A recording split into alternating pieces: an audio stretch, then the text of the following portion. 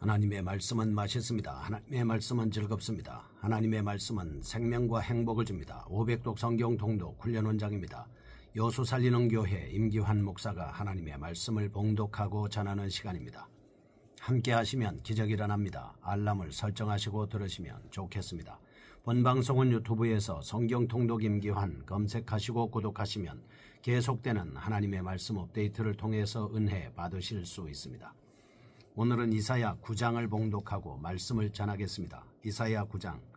전에 고통받던 자들에게는 흑암이 없으리로다. 옛적에는 여호와께서 스불론 땅과 납달리 땅이 멸시를 당하게 하셨더니 후에는 해변길과 요단 저쪽 이방에 갈릴 일을 영화롭게 하셨느니라. 흑암에 행하던 백성이 큰 빛을 보고 사망의 그늘진 땅에 거주하던 자에게 빛이 비치도다. 주께서 이 나라를 창성하게 하시며 그 즐거움을 더하게 하셨으므로 추수하는 즐거움과 탈취물을 나눌 때의 즐거움같이 그들이 주 앞에서 즐거워하오니 이는 그들이 무겁게 맨 멍에와 그들의 어깨의 채찍과 그 압제자의 막대기를 주께서 꺾으시되 미디안의 날과 같이 하셨음이니이다. 어지러이 싸우는 군인들의 신과 피 묻은 겉옷이 불의 섭같이 살라지리니 이는 한 아기가 우리에게 낳고 한 아들을 우리에게 주신 바 되었는데 그의 어깨에는 정사를 메었고 그의 이름은 기묘자라 모사라 전능하신 하나님이라 영존하시는 아버지라 평강의 왕이라 할 것임이라. 그 정사와 평강의 더함이 무궁하며 또 다윗의 왕자와 그의 나라에 군림하여 그 나라를 굳게 세우고 지금 이후로 영원히 정의와 공의로 그것을 보존하실 것이라.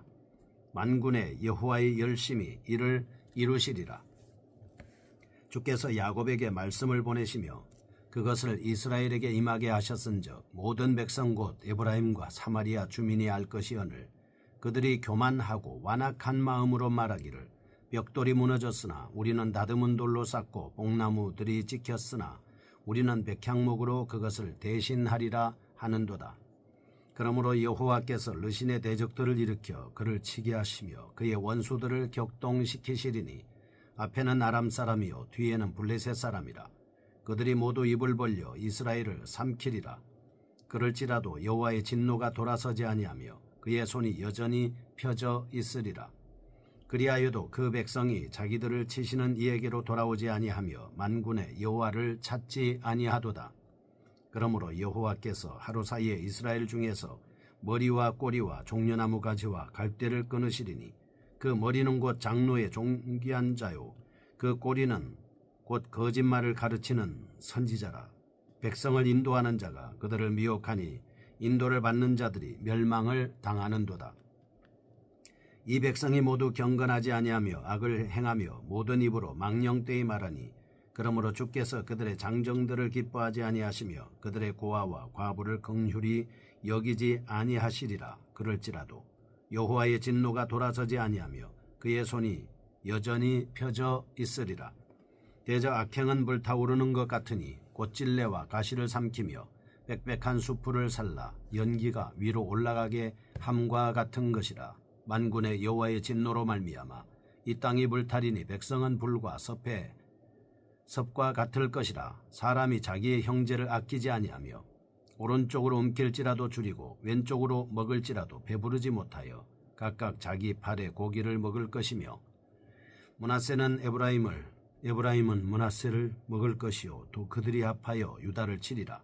그럴지라도 여호와의 진노가 돌아서지 아니하며 그의 손이 여전히 펴져 있으리라. 아멘. 이사야 9장입니다. 한 아기를 통한 구원의 빛에 대한 말씀입니다. 하나님 백성의 구원을 위해 오실 메시아에 대해 강력히 증거하고 있는 임마누엘에 대한 단락의 중간 부분입니다. 한 아기를 통한 구원의 큰 빛에 대해서 언급하고 있습니다. 1절에서 7절 땅의 빛으로 오실 메시아에 대해 서술합니다. 8절에서 21절 이스라엘의 딸 심판을 묘사합니다. 특별히 전반부에 기록된 예언은 장차 한 아기, 한 아들을 통해 성취될 예언입니다.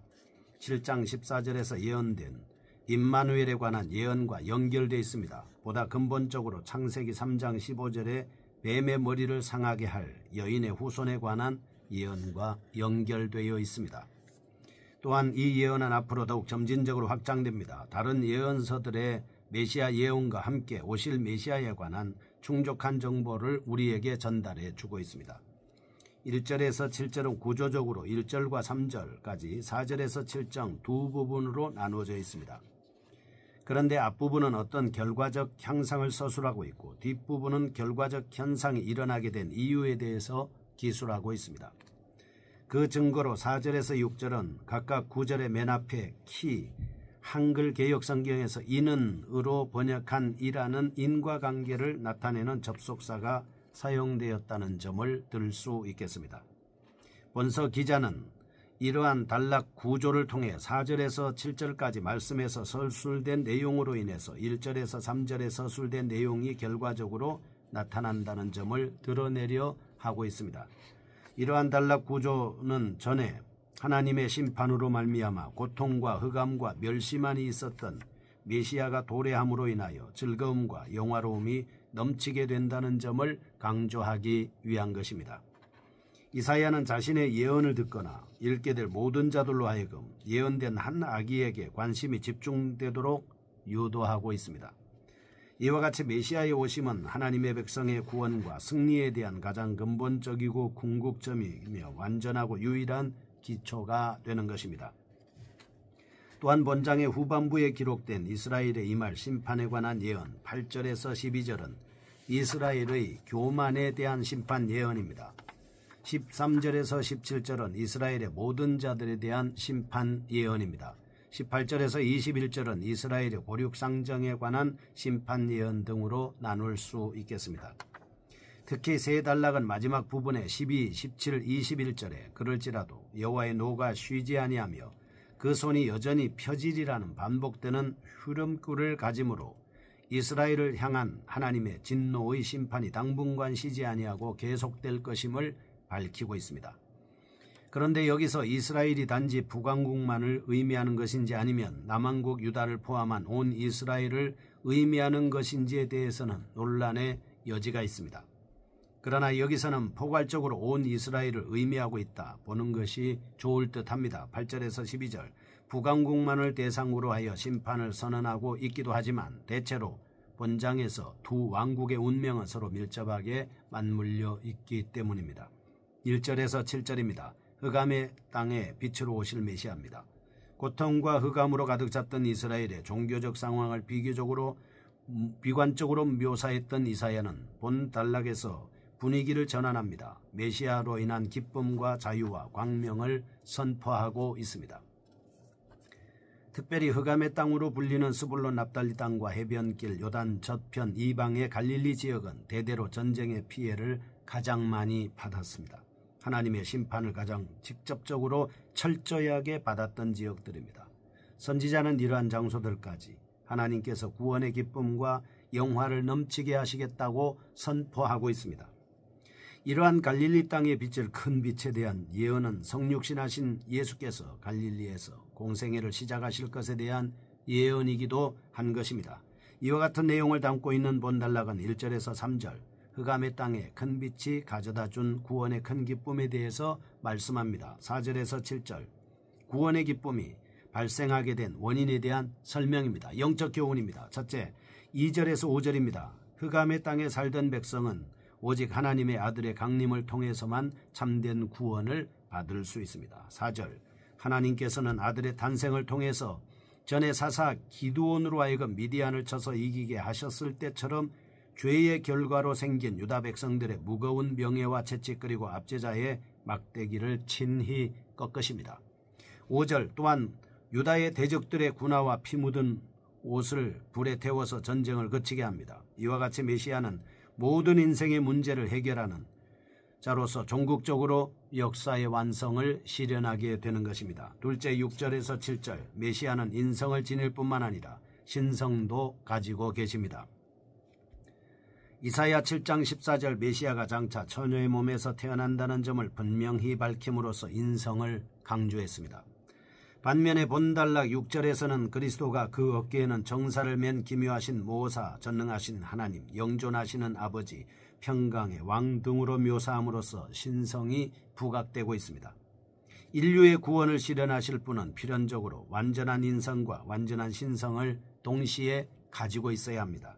셋째 7절 사무엘하 7장 11절에서 16절 메시아는 다윗의 자손으로부터 탄생하셔서 하나님 나라를 공평과 정의로 보존하시게 됩니다. 시편 2편 45편 110편 다니엘 7장 13절 14절 27절 계시록 11장 15절에서 하나님께서는 다윗과 언약을 맺으시고 영원한 나라를 약속하셨습니다. 그리고 이 은혜는 솔로몬을 통해 부분적으로 모형적으로 성취되지만 궁극적으로 예수 그리스도를 통해 이루어지는 영원한 메시아 왕국에서 완성됩니다. 한치의 오차도 없이 진행해 나가시는 하나님의 모습을 볼 수 있습니다.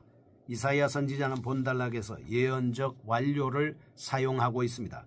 히브리어 구문에서는 가끔 미래에 일어날 사실을 이미 일어난 사실처럼 완료 시제로 서술하기도 합니다. 이런 표현을 통해서 이사야는 예언의 확실성을 강조하고 있습니다. 두 번째 8절에서 21절 이스라엘에 임할 심판입니다. 앞에서 감격적으로 메시아의 구원에 대한 소망을 선포하던 이사야, 본단락에서는 분위기를 급격하게 전환시키고 있습니다. 이스라엘은 하나님의 거듭되는 은혜에도 불구하고 회복할 수 없을 정도로 부패했습니다. 이사야 선지자는 다음과 같이 다양한 각도에서 심판을 선언하고 있습니다. 첫째 8절에서 12절 이스라엘의 교만으로 인한 심판 예언입니다. 백성들은 하나님께서 예언하신 대로 에브라임과 사마리아의 거민에 대해 심판하셨음을 목격했음에도 불구하고 8절에서 10절 하나님의 징계를 비웃고 악한 길을 고집했습니다. 10절 그들은 하나님의 심판에 의해 파괴되는 것을 스스로의 힘으로 전보다 더욱 우수하게 복구하겠다는 교만과 완악한 마음을 소유했습니다. 이와 같은 이스라엘의 패역함은 하나님의 철저한 심판을 초래하게 될 것입니다. 하나님은 아수르뿐만 아니라 동맹국이었던 아람과 블레셋까지 동원하여 교만한 이스라엘을 멸망시키겠다고 말씀하고 있습니다. 특히 12, 17, 21절 각 단락의 맨 뒤에 붙은 후렴구는 이스라엘을 향한 하나님의 진노의 심판이 당분간 쉬지 아니하고 계속될 것을 지적해주고 있습니다. 둘째 13절에서 17절 이스라엘의 모든 자들에 대한 심판 예언입니다. 징계의 심판을 받고도 돌이키지 않는 이스라엘 백성들의 교만하고 완악한 마음은 하나님으로 하여금 이스라엘의 가장 귀한 자들로부터 가장 천한 자들에 이르기까지 모두 심판을 받게 된다는 사실입니다. 그런데 머리는 14절 15절 백성 중에 장로와 존귀한 자들을 의미합니다. 꼬리는 하나님께서 가장 미워하시는 거짓 선지자를 의미합니다. 종려가 지는 백성 중 영광스러운 지위에 있는 사람들, 갈대는 비천하고 낮은 지위에 있는 사람들 가리킵니다. 17절 특히 낮은 습지에 무성이 나 있는 갈대가 지키는 부류에는 고아와 과부도 포함되어 있다 하겠습니다. 하나님께서는 모든 백성이 모든 면에서 철저히 부패했기 때문에 평상시 고아와 과부에게 풍성히 베푸시던 긍휼과 사랑까지도 거절하십니다. 셋째 18절에서 21절 이스라엘의 고륙상정에 관한 심판 예언입니다. 하나님의 진노는 더 한층 가증해져서 모든 이스라엘 백성들을 불로 소멸하겠다고 말씀하고 있습니다. 19절 20절 아브라함 언약 안에서 함께 형제된 이스라엘의 각 지파가 서로 사랑하지 않습니다. 이기적인 욕심을 위해 싸웠기 때문입니다. 이런 고륙상정의 비극은 자기 팔을 먹는 것처럼 어리석은 행동입니다. 우리는 본장에서 다음과 같은 사실을 깨달을 수 있습니다. 첫째 1절에서 7절 슬픔과 고통으로 가득 찬 이 세상은 오직 메시아의 재림을 통하여 완전한 구원을 받게 된다. 둘째 교만한 자에게는 반드시 하나님의 심판이 내린다. 셋째 18절에서 21절 하나님의 징계의 손길을 경험한 경우에는 반드시 회개하고 돌이켜야 한다. 계속해서 고집을 피우면 더 큰 재앙과 심판을 자초하게 된다. 18절에서 21절 요한복음 13장 34절에서 35절 한 하나님을 섬기는 하나님의 백성들은 마땅히 서로를 아끼고 사랑해야 한다. 하나님의 말씀 앞에 우리 자신의 죄를 회개하고 심판을 극복할 수 있는 저희가 되게 하여 주옵소서. 예수님의 이름으로 기도합니다. 아멘. 여수 살리는 교회 임기환 목사였습니다. 지금 극동방송을 듣게 하세요. 기적이 일어납니다. 우리는 지금 생명을 전하고 있습니다.